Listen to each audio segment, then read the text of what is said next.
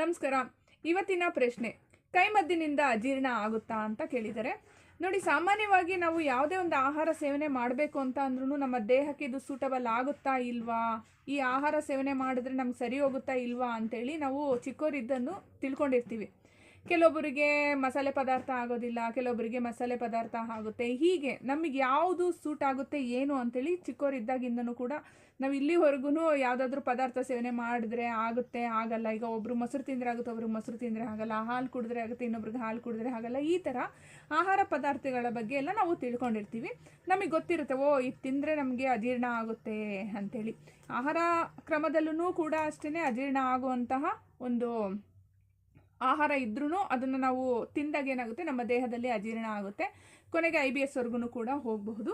ಹಾಗೆ ಈಗ ಕೈಮದ್ದು ಬಿದ್ದಾಗ ಏನಾಗುತ್ತೆ ಅಂದರೆ, ಇವಾಗ ನಾವು ತಿಂದಂಥ ಆಹಾರ ಸೇವನೆ ಮಾಡಿರ್ತೀವಲ್ವ, ನಾವು ಅದನ್ನು ಆರೋಗ್ಯ ಚೆನ್ನಾಗಿ ಇಟ್ಕೋಬೇಕು ಅಂತೇಳಿ ಸೇವನೆಯನ್ನು ಮಾಡಿರ್ತೀವಿ. ಆ ಒಂದು ಆರೋಗ್ಯ ಚೆನ್ನಾಗಿ ಇಟ್ಕೋಬೇಕು ಅಂತೇಳಿ ನಾವು ಸೇವನೆ ಮಾಡಿದಾಗ ನಮ್ಮ ದೇಹದ ಒಳಗಡೆ ಹೋಗಿರ್ತಕ್ಕಂಥ ಆಹಾರ ಸರಿಯಾದ ರೀತಿಯಲ್ಲಿ ಪಚನ ಆಗೋದಿಲ್ಲ.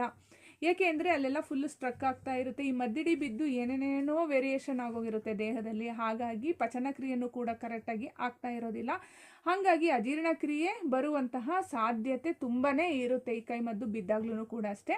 ಮತ್ತು ಎರಡನೇ ಪಾಯಿಂಟ್ ಏನಪ್ಪ ಅಂದರೆ, ನಮ್ಮ ಆಹಾರ ಪದ್ಧತಿ ಕ್ರಮದಲ್ಲೂ ಕೂಡ ಸರಿಯಾಗಿಲ್ಲ ಅಂದರೆ ಅಜೀರ್ಣ ಆಟೋಮೆಟಿಕ್ಕಾಗಿ ಬರುತ್ತೆ.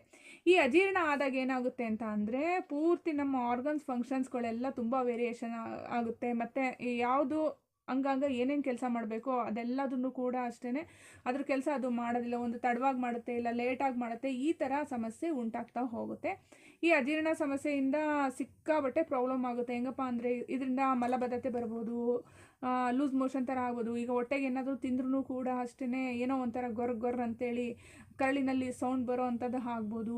ಕರಳಿನಲ್ಲಿ ಮತ್ತು ಅಲ್ಲಲ್ಲೇ ತಿಂದಂಥ ಆಹಾರ ಎಲ್ಲ ಅಂಟ್ಕೊಂಡಿರ್ತಕ್ಕಂಥ ಆಹಾರ ಇವಾಗ ನಾವು ಯಾವುದಾದ್ರೂ ಮೊಸರು ಅಥವಾ ಏನಾದ್ರು ಪದಾರ್ಥಗಳನ್ನ ಹಾಗೆ ಬಿಟ್ಟಾಗ ಹೇಗೆ ಹುಳು ಆಗುತ್ತೋ ಅದೇ ಪ್ರಕಾರವಾಗಿ ಆಗುತ್ತೆ. ಮತ್ತು ಜೊತೆಯಲ್ಲಿ ಕೈಮದ್ದಿನಿಂದನೂ ಕೂಡ ಅಷ್ಟೇ ಮಾಯಾ ಹುಳು ಅಂತೇಳಿ ಸೃಷ್ಟಿಯಾಗ್ತಾ ಹೋಗುತ್ತೆ. ನೋಡಿದ್ರಲ್ಲ ಇವತ್ತಿನ ಈ ವಿಡಿಯೋ ಇಷ್ಟದಲ್ಲಿ ಲೈಕ್ ಮಾಡಿ. ಇನ್ನಷ್ಟು ವೀಡಿಯೋಸ್ಗಳು ನೋಡಬೇಕು ಅಂದರೆ ಸಬ್ಸ್ಕ್ರೈಬ್ ಮಾಡ್ಕೊಳ್ಳಿ. ನೆಕ್ಸ್ಟ್ ಇನ್ನೊಂದು ಒಳ್ಳೆಯ ವಿಡಿಯೋದೊಂದಿಗೆ ಭೇಟಿಯಾಗೋಣ. ನಮಸ್ಕಾರ.